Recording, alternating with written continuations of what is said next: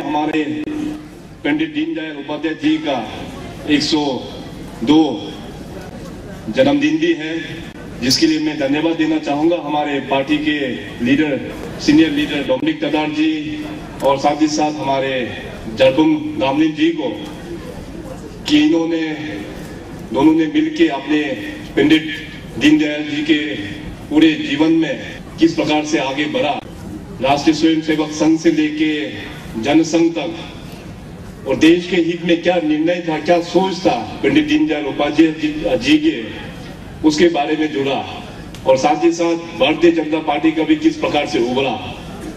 तो ये सब बहुत ही डिटेल में बताया इन दोनों ने।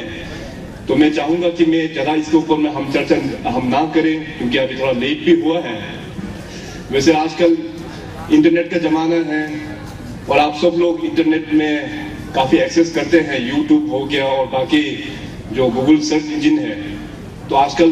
कुछ भी प्रश्न होता है, आप यूट्यूब को पूछिए या गूगल को पूछिए, उसका जवाब मिल जाएगा। तो मेरा ये आप सभी से अनुरोध होगा कि अपना पार्टी में, खास करके भारतीय जनता पार्टी के बारे में पूरे हिस्ट्री आप लोगों को जानना बहुत जरूरी है। यूट्यूब में जाके आप लोग पूरा उसमें वीडियो देख सकते हैं, अच्छा से घर में बैठ के आप लोग समझ सकते हैं। गूगल सर्च में जाके आप लोग पूरे हिस्ट्री वहां देख सकते हैं, आप लोग उसको अच्छा से पढ़ सकते हैं। तो हमारे साथ यहाँ मंच पर उपस्थित हमारे राज्य के अध्यक्ष और फॉर्मर सांसद श्री तपीर गांव जी, हमारे राज्य के हमारे साथ मंडल में शामिल श्री बमांग फिलिप्स जी, श्रीमती करिया बागांग ऑनरेबल एमएलए, श्री ओलम पन्यंग और श्री ताके टाकी ऑनरेबल एमएलए, साथ ही साथ हमारे भारतीय जनता युवा मोर्चा के हमारे राज्य के अध्यक्ष श्री तरिंग थिरी जी, और हमारे साथ यहाँ उपस्थित हमारे भारतेंदु जी, जो हमारे अरुणाचल प्रदेश के भी इंचार्ज है और वो कल से ही डे 1 से ही हमारे साथ यहाँ उपस्थित हैं। तो आपको मैं यहाँ पे स्वागत करता हूँ। और यहाँ उपस्थित हमारे राज्य के सीनियर लीडर्स भी यहाँ मौजूद है, फॉर्मर एमएलए मौजूद है, और पार्टी के सभी कार्यकर्ता, और खास करके आप सभी डिस्ट्रिक्ट से जितने भी जो युवा टीम आए हैं ईटानगर में, आप सबको भी मेरा ओर से नमस्कार और ताशी दिल है। ये युवा सम्मेलन जो 3 दिन से यहाँ पे जो चल रहा है, आप सबको पता है, और कल तारिंगदिरी जी का स्पीच में भी हम सब सुनने को मिला। इसको प्लानिंग हम लोग पिछले साल से ही चल रहा था, लेकिन अपना राष्ट्रीय अध्यक्ष युवा के हमारे मैडम पूनम महाजन जी, उनके कार्यक्रम थोड़ा व्यस्त होने के कारण पिछले साल हम लोग अच्छा से कंडक्ट कर नहीं पाए। लेकिन इस बार हम लोग काफी फॉर्चुनेट है कि हमारे जो नेशनल यूथ प्रेसिडेंट है, युवा मोर्चा के प्रेसिडेंट है पूनम महाजन जी, वो हमारे बीच कल यहाँ पे उपस्थित हुआ, और उनका जो इतना पावरफुल स्पीच हम सबको सुनने को मिला है। तो इसके लिए मैं साथ ही साथ किरण जी को भी धन्यवाद देना चाहूंगा, क्योंकि किरण जी अगर ना होते साथ में तो उस कार्यक्रम में उनको यहाँ आने में काफी दिक्कत हो जाता, और वो इस बार भी हम लोगों का बीच में यहाँ उपस्थित नहीं हो पाते। और मैं कल उनके पूनम महाजन जी के स्पीच सुन के काफी प्रसन्न हो गया, खास करके हमारे अरुणाचल प्रदेश के जो हमारे युवा मोर्चा जो टीम है, आप सभी तरीके के अंदर में पूरे डिस्ट्रिक्ट के जितने भी युवा टीम है, आप सब जो भी वहाँ नेशनल से आपको जो काम लगाते हैं, आप लोग बहुत ही अच्छा से उसको काम निभाते हैं, बोल के कल नेशनल प्रेसिडेंट ने मैडम ने जो कहा यहाँ पे। तो अरुणाचल प्रदेश में अभी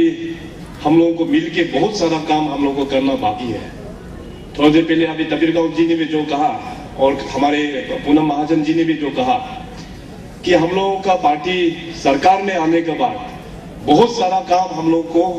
करना पड़ता है। अभी अरुणाचल प्रदेश में देखिए, यहाँ पे कोई दूसरा पार्टी का यहाँ पे उतना प्रेजेंस नहीं है। अगर हम लोग असेंबली में देखें तो हम लोगों को कुल मिला के 60 असेंबली सीट्स है, जिसमें से लगभग पूरे अपना बीजेपी के साथ ही है। क्लियर कट अपोजिशन में कांग्रेस में शायद अभी 3 विधायक वहां पे हैं, और दूसरा एक पार्टी में जो पीपीए से स्प्लिट करके चला गया, एनपीपी पार्टी में शायद वो लोग 7 एमएलए वहां पे पड़े हुए हैं। तो बाकी पूरे 50 एमएलए पूरे हम लोगों का अपना पार्टी में है। तो इससे ही अभी आने वाला दिनों में हम लोग को पूरा एकजुट होकर हम लोग मेहनत करना बहुत ही जरूरी है। भारतीय जनता पार्टी के जो प्रिंसिपल है वो उसको अच्छा से समझना बहुत ही जरूरी है। हमारे जो नेशनल एग्जीक्यूटिव मेंबर है युवा मोर्चा के राम यादव जी ने भी बहुत अच्छा बताया, आप लोग के बीच में पॉइंट रखा,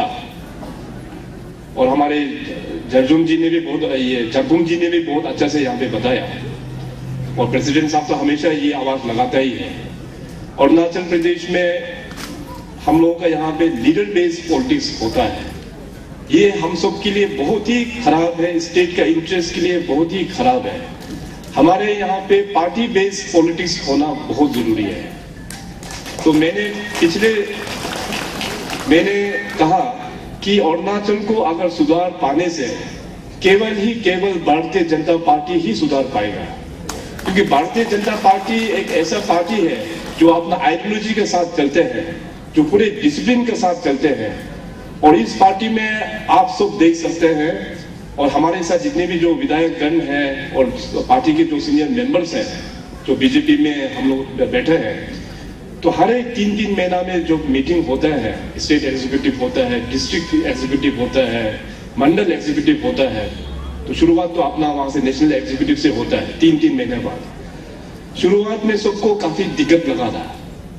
हमारे कोई साथी और सीनियर लीडर्स लोग भी बोलते थे बीजेपी में इतना मीटिंग के ऊपर मीटिंग होता है, इतना मीटिंग के ऊपर मीटिंग होता है, थक गया।